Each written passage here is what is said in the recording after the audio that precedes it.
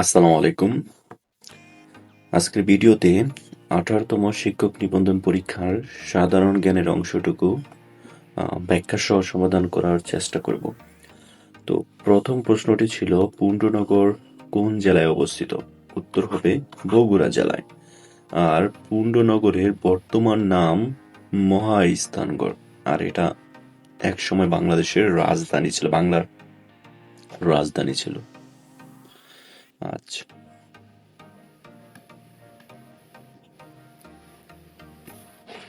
পরের প্রশ্নটি বাংলাদেশের সর্ববৃহৎ বায়ু বিদ্যুৎ কেন্দ্র কোথায় অবস্থিত?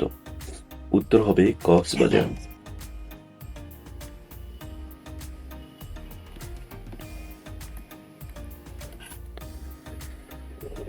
পরের প্রশ্নটি পুলিশি সাহায্য পাওয়ার শর্টকাট কোনটি? 999। হ্যাঁ, উত্তর হবে 999। আর 999-এ ফোন করলে 3টা সার্ভিস পাওয়া যায়: পুলিশের সার্ভিস, ফায়ার সার্ভিস আর অ্যাম্বুলেন্স সার্ভিস। এটা ছাড়াও 106-তে যদি ফোন করেন তাহলে দুর্নীতি সংক্রান্ত অভিযোগ দাখিল করা যায়। আর 333-এ ফোন করলে সরকারি তথ্য ও কর্মকর্তাদের সাথে যোগাযোগ করা যায়। উত্তর হবে এখানে 999। তো পরের প্রশ্ন, দেশের প্রথম টানেলের দৈর্ঘ্য কত কিলোমিটার? তো উত্তর হবে খ 3.32। ওকে, এটা হচ্ছে ভিত্তিপ্রস্তর স্থাপন করা হয় 2016 সালে। আর প্রথম টিউব উদ্বোধন করা হয় 2019 সালে। তার এক প্রান্তে পতেঙ্গা আছে আর এক প্রান্তে আনোয়ারা। ওকে, বাংলাদেশের সর্ববৃহৎ গণহত্যাকাণ্ড কোথায় হয়? উত্তর হবে এখানে চুকনগরে। এখানে বেশ কিছু রেলেভেন্ট ইনফরমেশন আছে, যেমন সবচেয়ে বেশি বধ্যভূমি আছে চট্টগ্রামে, আর সবচেয়ে বেশি নৃশংসতা হয় ঢাকার মিরপুরে যে বুদ্ধিজীবী বধ্যভূমি আছে সেখানে। তারপর সর্ববৃহৎ এখানে দেখেন 12,000-এরও বেশি মানুষ নিহত করা হয়। সর্ববৃহৎ চুকনগর, খুলনাতে অবস্থিত। তো উত্তর হবে এখানে গ চুকনগর। আমার দেখা নয়া চীন কে লিখেছে? উত্তর হবে শেখ মুজিবুর রহমান। পরের প্রশ্ন, সিন্দুরি বাংলাদেশের কৃষিক্ষেত্রে কিসের নাম? এটা একটা আলুর নাম, ঠিক আছে। এখানে ধানের বেশ কিছু গুরুত্বপূর্ণ জাতের নাম বলা আছে: ইরাটম, বিপ্লব, মোহিনী, সুফলা। আমেরও অনেক সময় যে মোহনবাগ, এটা মহানন্দা। এটা কোন জাতের ফসল? তখন বলতে লাগবে আমের ফসল। তারপর হচ্ছে আলুরও বেশ কিছু জাত আছে এখানে, বিশেষ করে কুফরি অনেক সময় আসে, কার্ডিনাল আসে, সিন্দুরি তো এই প্রশ্নে আসে। বেগুনের আবার দেখেন এখানে শুকতারা, কাজলা, তারাপুরি এগুলো আসে প্রায় সময়।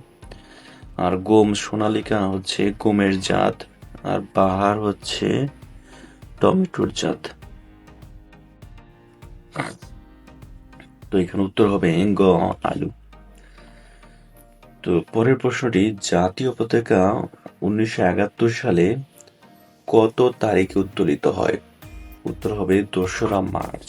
2রা মার্চ প্রথম উত্তোলিত হয়। কে উত্তোলন করে? উত্তোলন করে আসম আব্দুর রব। আর আনুষ্ঠানিকভাবে সেটা গৃহীত হয় 6 মার্চ। আর 23 মার্চে বঙ্গবন্ধুর বাসভবনে আনুষ্ঠানিকভাবে উত্তোলিত হয়।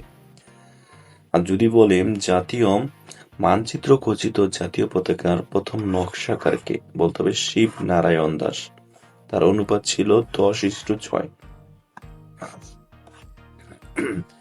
বাদুং শহরটি কোথায় অবস্থিত? বাদুং শহরটি ইন্দোনেশিয়ায় অবস্থিত, ঠিক আছে।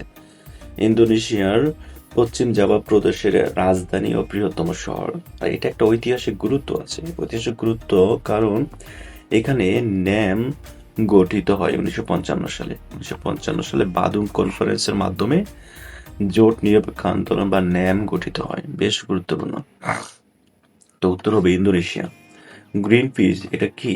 এটা একটা পরিবেশবাদী সংগঠন, ঠিক আছে? আর এটার সদর দপ্তর হচ্ছে নেদারল্যান্ডের আমস্টারডাম। আর এটা পূর্ব নাম কিন্তু একটা ইন্টারেস্টিং নাম ছিল, don't make a web committee, মানে পারমাণবিক পরীক্ষা বন্ধের উদ্দেশ্যে। বর্তমান সময়ের জন্য এই প্রশ্নটা বেশ গুরুত্বপূর্ণ, যে বলতে পারে গ্রিন পিস এর পূর্ব নাম কি ছিল, কি উদ্দেশ্যে এটা গঠিত হয়েছিল, ঠিক আছে? বেশ গুরুত্বপূর্ণ। খাদ্য শক্তি কিসের মাধ্যমে পরিমাপ করা হয়? কিলো ক্যালোরির মাধ্যমে। আর এক ক্যালোরি এক কিলো ক্যালোরিতে কত ক্যালোরি থাকে? তো বলতে হবে 1000 কিলো ক্যালোরি। আর শক্তির উৎস যদি বলে, তো বলতে হবে শর্করা, প্রোটিন, স্নেহ জাতীয় খাদ্য থেকে শক্তির উৎসটা পাওয়া যায়।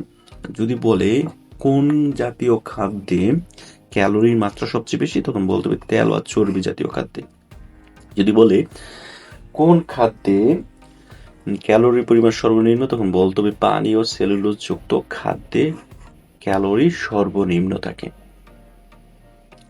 যদি বলে 1 গ্রাম পানির তাপমাত্রা 1 সেলসিয়াস বাড়াতে কত ক্যালোরির প্রয়োজন, তখন বলতে হবে 1 ক্যালোরির প্রয়োজন, ঠিক আছে? আচ্ছা, এই জিনিসগুলো একটু খেয়াল রাখবেন। দেখেন, উত্তর হবে কিলো ক্যালোরি। পরের প্রশ্ন, অতি বেগুনি রশ্মি কোথায় থেকে আসে? উত্তর হবে সূর্য থেকে অতি বেগুনি রশ্মি।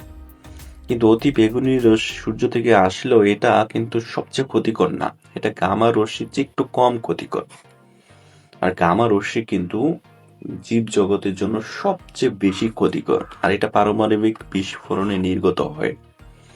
আর গামা রশ্মির তরঙ্গ দৈর্ঘ্য অনেক কম, যার কারণে এটার বেদন ক্ষমতা অনেক বেশি। খুব দ্রুত এটা ভেদ করে ভিতরে ঢুকে যায়। এই যেখানে ছবির মধ্যে দেখেন কি কত দ্রুত এটা ঢুকে যাচ্ছে মানুষের শরীরে, যে ত্বকের ভিতরে কিন্তু ঢুকে যায় গামা।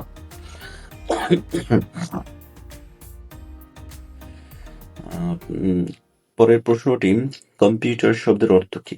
এটার অর্থ হচ্ছে গণনাকারী যন্ত্র, ঠিক আছে? গণনাকারী যন্ত্র, গণনাকারী যন্ত্র। বৌদ্ধ ধর্মের বিখ্যাত নিদর্শন তক্ষশিলা কোথায় অবস্থিত? পাকিস্তানে অবস্থিত। হ্যাঁ, তক্ষশিলা এটা কোন ধর্মের সাথে জড়িত? বৌদ্ধ ধর্মের সাথে জড়িত।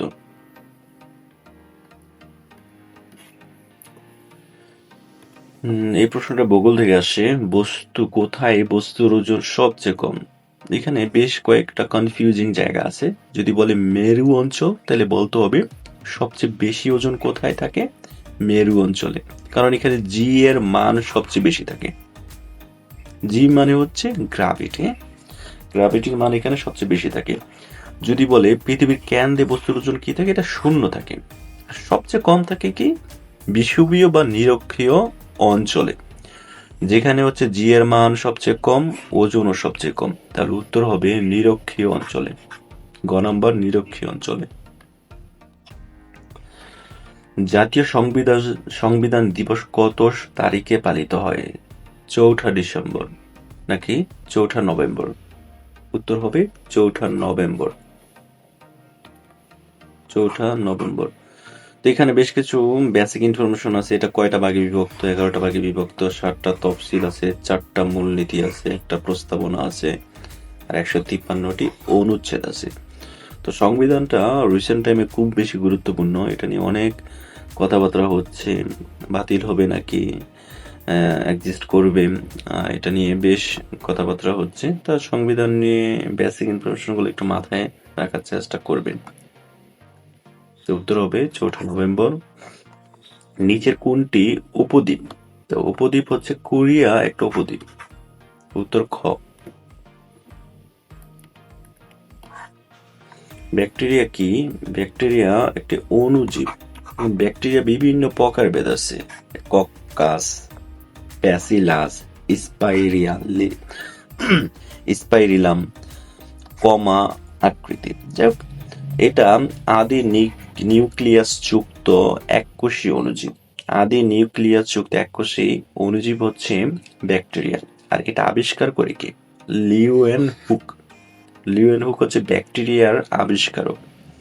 আর এটা বেশ কিছু উপকারিতা আছে, যে মাটিতে নাইট্রোজেনের সংবর্ধন করার জন্য ব্যাকটেরিয়াটা বেশ গুরুত্বপূর্ণ। আবর্জনা পচানো, তারপর পাট থেকে আঁশ ছাড়ানো, দই ও অ্যান্টিবায়োটিক তৈরি করা জন্য ব্যাকটেরিয়া বেশ উপকারী।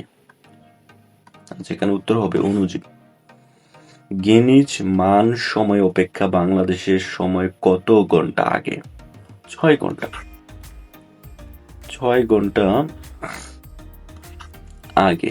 ওকে, তো এখানে বেশ কিছু রেলেভেন্ট ইনফরমেশন আছে, একটু দেখে নেবেন। যেমন বাংলাদেশ গ্রিনিচের যে স্থানটা, তার পূর্ব দিকের সময় এগিয়ে থাকে। অর্থাৎ গ্রিনিচের পূর্ব দিকে যত বেশি যাবে তত বেশি এগিয়ে থাকবে সময়ের ক্ষেত্রে, পশ্চিম দিকে যত বেশি যাবে তত পিছিয়ে থাকবে সময়ের ক্ষেত্রে। এখন বাংলাদেশ হচ্ছে গ্রিনিচ থেকে 90 ডিগ্রি পূর্বে। তাহলে 90 ডিগ্রি পূর্বে হলে প্রতি ডিগ্রির জন্য 4 মিনিট পার্থক্য হয় সময়ের। তা 90 ডিগ্রির জন্য যদি এক ডিগ্রির জন্য 4 মিনিট হয়, তা 90 ডিগ্রির জন্য 4 দিয়ে গুণ দিব, 360 মিনিট হয়। 360 মিনিটে 6 ঘন্টা হয়। তাহলে বাংলাদেশ 6 ঘন্টা এগিয়ে থাকবে। এটা তাহলে উত্তর হবে 6 ঘন্টা। বিশ্ব অটিজম দিবস কবে পালিত হয়? বিশ্ব অটিজম দিবস 2রা এপ্রিল পালিত হয়। উত্তর হবে ক।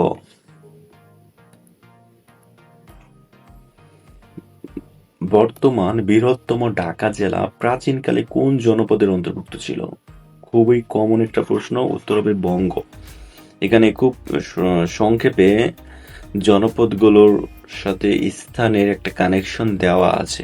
যেমন সমতট, এটা নিয়ে প্রায় সময় প্রশ্ন হয় যে বর্তমান কুমিল্লা ও নোয়াখালী এই সমতটের জনপদের অন্তর্ভুক্ত। সিলেটের কথা বললে হরিকেল আসবে, তারপর হচ্ছে পুণ্ডর কথা বললে মহাস্থানগড়ের সাথে একটা কানেকশন থাকবে।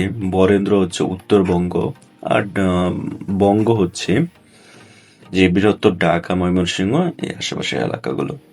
তো যাই হোক, একটু মনে রাখার একটু চেষ্টা করি, এখান থেকে প্রায় সময় প্রশ্ন আসে এখান থেকে প্রশ্ন প্রায় সময়, একটু মনে রাখার চেষ্টা করবেন। এটা প্রণালী থেকে প্রশ্ন আসছে। লোহিত সাগর কোন দুটি মহাদেশকে আলাদা করেছে? উত্তর হবে আফ্রিকা ও এশিয়া। উত্তর হবে আফ্রিকা ও এশিয়া।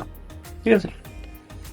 আচ্ছা, এই যে এক পাশে হচ্ছে আফ্রিকা, আরেক পাশে হচ্ছে এশিয়া, আর এটা হচ্ছে লোহিত সাগরটা। আশা করি বুঝেছেন। তো এটাই মনে হয় শেষ প্রশ্ন। হ্যাঁ, তো আজকে এই পর্যন্তই। সবাই ভালো থাকবেন, সুস্থ থাকবেন। আল্লাহ হাফেজ।